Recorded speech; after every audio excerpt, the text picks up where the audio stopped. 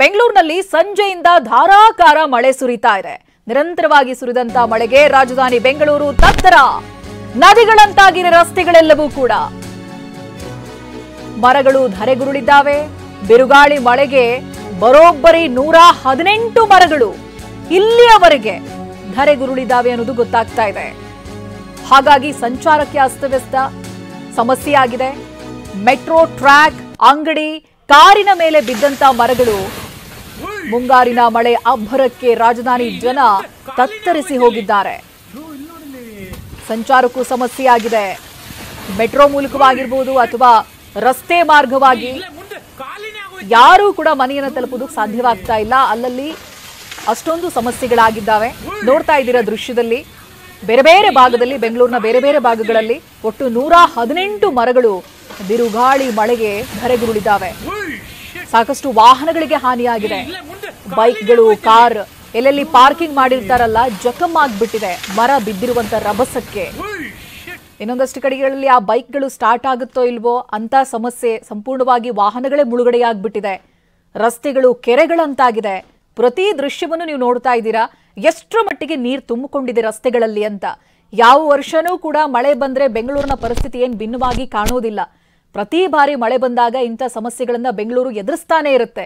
ಹೆಸರಿಗೆ ನಮ್ದು smart city, brand Bengaluru ಎಲ್ಲಾನು ಹೌದು. ಬಟ್ ಮಳೆ ಬಂದಾಗ ಬೆಂಗಳೂರಿಗರ ಸಮಸ್ಯೆ ತೋರಿಸ್ತಾ ಇದ್ದೀವಲ್ಲ, ಹೀಗೆ ಇರುತ್ತೆ. ಎಲ್ಲಾ ಮಾರ್ಗಗಳಲ್ಲೂ ಕೂಡ ಆಲ್ಮೋಸ್ಟ್ ಬೆಂಗಳೂರಿನಲ್ಲಿ ಇದೇ ಸಮಸ್ಯೆಯನ್ನ ಇವತ್ತು ಪ್ರಯಾಣಿಕರು ಅನುಭವಿಸಿದ್ದಾರೆ.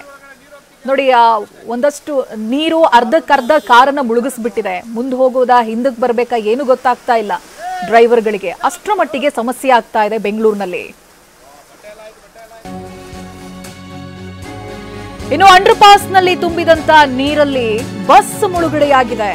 ಬಸ್ನಲ್ಲಿದ್ದಂತ ಪ್ರಯಾಣಿಕರು ಅದೃಷ್ಟವಶಾತ್ ಪಾರಾಗಿದ್ದಾರೆ. ಆನಂದರಾವ್ ಸರ್ಕಲ್ ಬಳಿಯ ರೈಲ್ವೆ ಅಂಡರ್ ಪಾಸ್ ನಲ್ಲಿ ಈ ದೃಶ್ಯ ಇವತ್ತು ಕಂಡು ಬಂತು. ಸ್ಥಳೀಯರ ನೆರವಿನಿಂದ ಪ್ರಯಾಣಿಕರನ್ನ ರಕ್ಷಣೆ ಮಾಡಲಾಯಿತು. ಬಸ್ನಲ್ಲಿ ಪ್ರಯಾಣಿಕರು ಇದ್ರು, ಅವರ ರಕ್ಷಣೆಯನ್ನ ಮಾಡಿದ್ರು. ಮಹಿಳೆಯರು, ಮಕ್ಕಳನ್ನ ಹೊರಗೆ ಕರೆತಂದ್ರು ಚಾಲಕರು. ಅಂಡರ್ ಪಾಸ್ ನಲ್ಲಿ ತುಂಬಿದ್ದಂತ ನೀರಿನಲ್ಲಿ ಬಸ್ ಮುಳುಗಡೆಯಾಗಿತ್ತು. ಬಸ್ನಲ್ಲಿ ಪ್ರಯಾಣಿಕರಿದ್ರು, ಮಕ್ಕಳಿದ್ರು, ಮಹಿಳೆಯರಿದ್ರು. ಅದೃಷ್ಟವಶಾತ್ ಯಾರಿಗೂ ಯಾವುದೂ ಸಮಸ್ಯೆ ಆಗಿಲ್ಲ. ತಕ್ಷಣಕ್ಕೆ ಸ್ಥಳೀಯರ ಸಹಾಯ ಜೊತೆಗೆ ಚಾಲಕರು ಕೂಡ ಸೇರಿ ಆ ಬಸ್ನಲ್ಲಿದ್ದಂಥ ಪ್ರಯಾಣಿಕರನ್ನ ಸುರಕ್ಷಿತವಾಗಿ ಕೆಳಗಿಳಿಸೋ ಕೆಲಸವನ್ನ ಮಾಡಿದ್ದಾರೆ. ನಡೆದಾಡೋಕ್ಕೂ ಸಾಧ್ಯವಾಗದಂಥ ಪರಿಸ್ಥಿತಿ. ಅಂಡರ್ ಪಾಸ್ನಲ್ಲಿ ಜಲಪಾತದ ರೀತಿ ಕಾಣಿಸ್ತಾ ಇದೆ ನೋಡಿ, ಯಾವ ರೀತಿಯಾಗಿ ನೀರು ತುಂಬಿ ಹರಿತಾ ಇದೆ ಅಂತ. ಬಸ್ ಅರ್ಧಕ್ಕರ್ಧ ಮುಳುಗಡೆಯಾಗ್ಬಿಟ್ಟಿದೆ. ಇದು ಆನಂದರಾವ್ ಸರ್ಕಲ್, ಬೆಂಗಳೂರಿನ ದೃಶ್ಯ.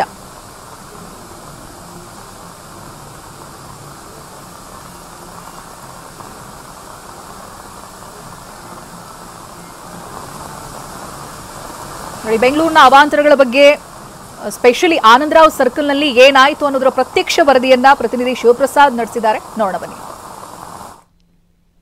ಭಾರಿ ಮಳೆಗೆ ಈಗಾಗಲೇ ಬಿಎಂಟಿಸಿಯ ಬಸ್ ಒಂದು ಭಾಗಶಃ ಮುಳುಗಡೆ ಆಗಿರ್ತಕ್ಕಂಥದ್ದು. ನನ್ನ ಹಿಂಭಾಗದಲ್ಲಿ ನೀವು ಈಗಾಗಲೇ ಗಮನಿಸ್ತಾ ಇದ್ದೀರಾ. ನಾವೀಗ ಬೆಂಗಳೂರಿನ ಕೀನೋ ಟಾಕೀಸ್ ಅಂದ್ರೆ ಬೆಂಗಳೂರಿನ ಮೆಜೆಸ್ಟಿಕ್ ಅನ್ನ ಸಂಪರ್ಕ ಮಾಡಿರುವಂತಹ ಶೇಷಾದ್ರಿಪುರಂನ ರಸ್ತೆಯಲ್ಲಿದ್ದೇವೆ. ನೀವು ಈಗಾಗಲೇ ಟಿವಿ9 ದೃಶ್ಯಾವಳಿಯಲ್ಲಿ ಗಮನಿಸಬಹುದಾಗಿದೆ.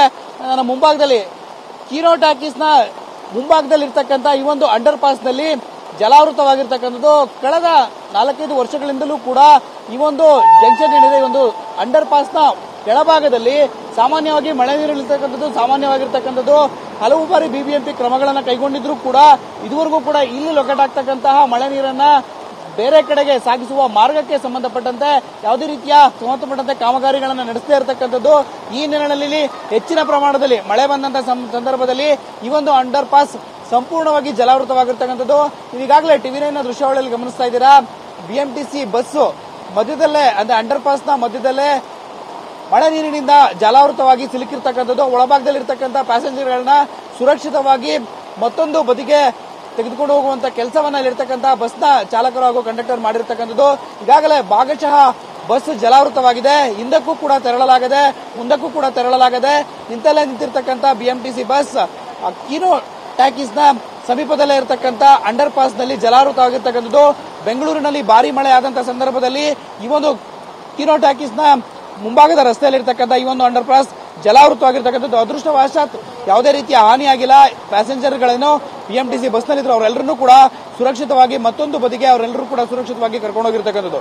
ಕ್ಯಾಮರಾಮನ್ ಶ್ರೀಕಾಂತ್ ಜೊತೆ ಶಿವಪ್ರಸಾದ್, TV9 ಬೆಂಗಳೂರು. ಇನ್ನು ಮೆಟ್ರೋ ಟ್ರ್ಯಾಕ್ ಮೇಲೆ ಮರದ ಕೊಂಬೆ ಬಿದ್ದಿದೆ. ಟ್ರಿನಿಟಿ MG ರಸ್ತೆ ಮೆಟ್ರೋ ನಡುವಿನ ಟ್ರ್ಯಾಕ್ ಇದು. ಸಂಚಾರ ಅಸ್ತವ್ಯಸ್ತವಾಯಿತು. ಕೆಲ ಗಂಟೆಗಳ ಕಾಲ ಮೆಟ್ರೋ ಸಂಚಾರವೇ ಸ್ಥಗಿತವಾಗಿತ್ತು.